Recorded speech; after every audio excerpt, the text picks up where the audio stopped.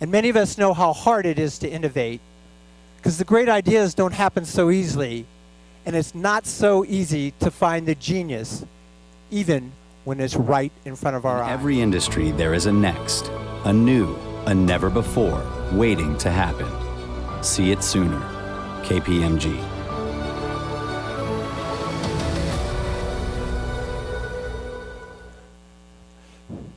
Since we're in LA, I'm going to pre-nominate that for an Academy Award.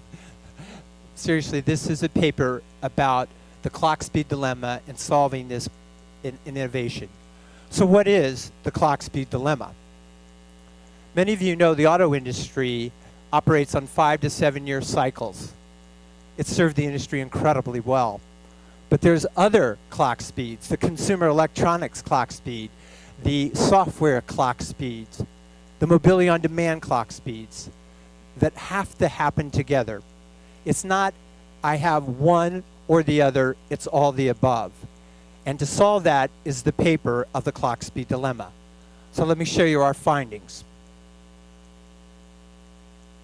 This is the future ecosystem of automotive. We introduced this in our last paper, Me, My Car, My Life. And I will tell you that the old ecosystem, which will exist and continues to exist, is a pyramid. And at the top of the pyramid is the king, or as my wife liked to say, the queen. And she would say, or he, thou shalt make me a steering. And dutifully 3 companies show up and give you a steering, and they get their tier 2 and their tier 3 and tier 4. And the purchasing people are there, and they're ready to beat them and beat them and beat them and beat them. That is not an ecosystem that you want to play in. You want to play in this ecosystem. This is the ecosystem about innovation. And you will see on it these startup companies, the high-tech entrants that are not even from the automotive industry, what we call traditional tier 1 suppliers that have become high-tech entrants, from university and labs and researchers to auto venture capital. I'll skip regulation. We're a free market group here, by the way, and venture capital folks. This is the new ecosystem and how it will work going forward, and your company should try to be on this ecosystem. So the intensity of the competition is so fast, and these clock speeds on this ecosystem is like this. So what do you need to do to think about it? So KPMG decided to embark on focus studies. We talked to folks in Chicago, Atlanta, and Denver, and found some pretty astonishing results. And I'm going to share with you these today. First of all, I don't have to take the keys away from Dad. Mobility on demand for older people is going to be a huge market. You can already see it now.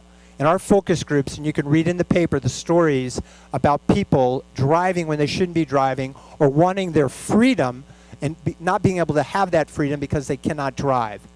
And you'll hear the gut-wrenching stories of children taking the keys from their car, from their parents. I'm not into the data on life statistics, but I don't think the life expectancy of people increase when you take away their mobility. It is gut-wrenching for taking people away freedom. But we also found a second astonishing finding, that younger people want mobility. And when we talk about younger people, we say 7 to 15-year-olds. Think about this for a second. Parents can't be everywhere every time. And so what we found in our focus groups, that these millennials are very trusting of technology, and they will allow their children as low as 7 years old, but most likely around the age of 10 to 15, to take mobility on demand devices or vehicles to have mobility. So when we got this data, what did we do at KPMG? We love data. We love to study data. So what did we do? We did some modeling. And we looked at and saw 55 is now the new 45, and 65 is the new 55.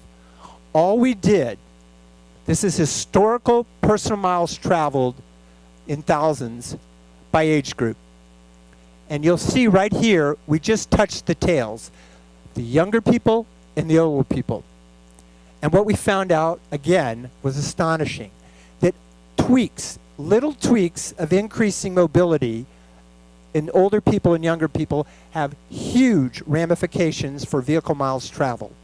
I'm not going to get into the calculus of the math here, but you'll see that a slight change in personal miles traveled will equate to over 1 trillion new miles traveled, vehicle miles traveled will soar.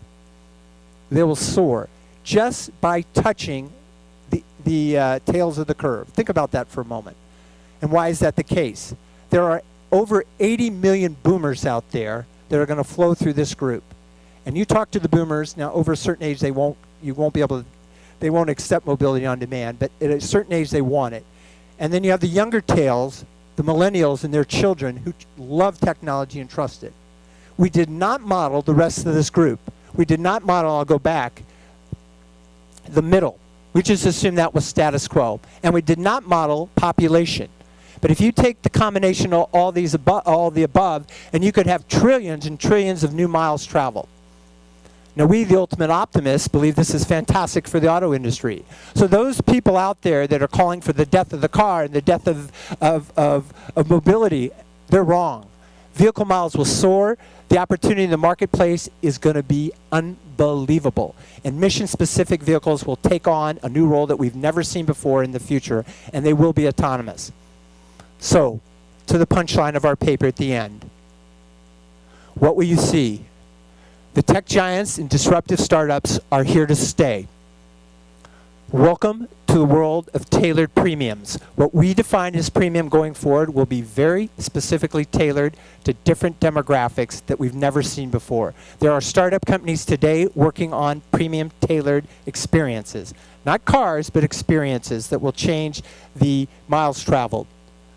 Build flexible architectures for an ever-changing future.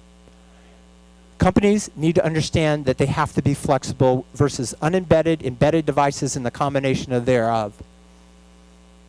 Choose your core competencies wisely. We know this, that the auto industry historically has got fantastic engineers, but probably not as much in the software area and in the electronics area. They can't do it all, and these are billions of dollars of investments. They have to choose their core competencies wisely, or they may not make it.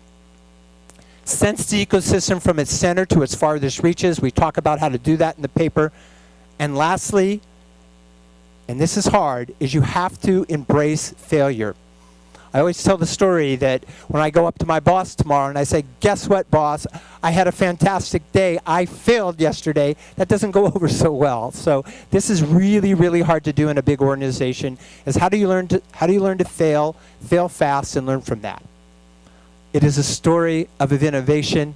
This is the Clockspeed Dilemma. You have to solve this if you want to win in the future. Thank you very much, and I'm open for questions.